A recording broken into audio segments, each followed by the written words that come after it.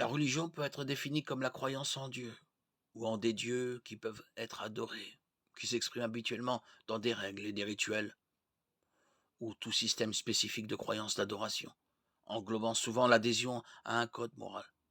Plus de 90% de la population du monde adhère à une forme de religion. Le problème est qu'il y a beaucoup de religions différentes. Quelle est la bonne? Quelle est la vraie religion?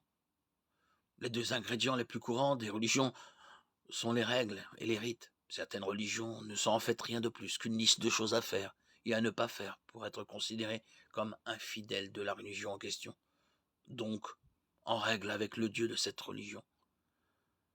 Deux exemples de religions à base de règles sont l'islam et le judaïsme. L'islam a ses 5 piliers qui doivent être mis en pratique. Le judaïsme présente des centaines de commandements et traditions qui doivent être respectés.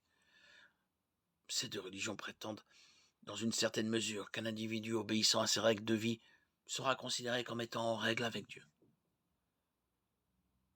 D'autres religions se concentrent davantage sur l'observation de rites que sur l'obéissance à une liste de règles. Une personne est justifiée devant Dieu en offrant des sacrifices, en jouant son rôle, en prenant part au culte, en mangeant tel repas.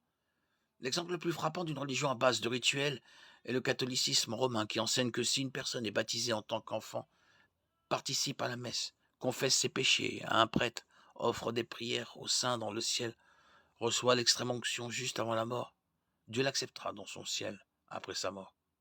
Le bouddhisme, l'hindouisme sont aussi d'abord des religions basées sur des rituels, mais aussi, dans une moindre mesure, sur des règles.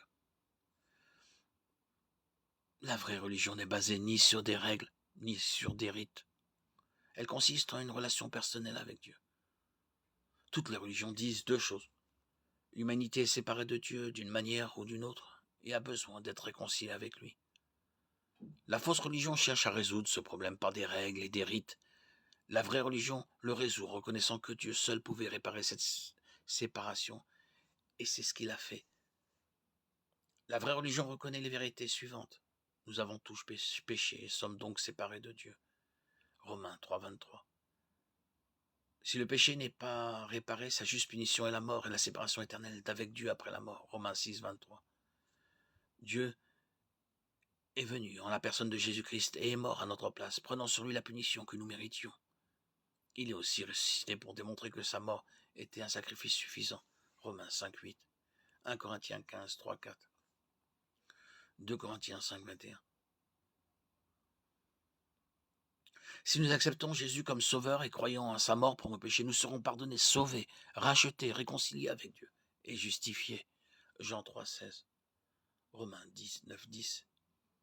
Éphésiens 2, 8, 9.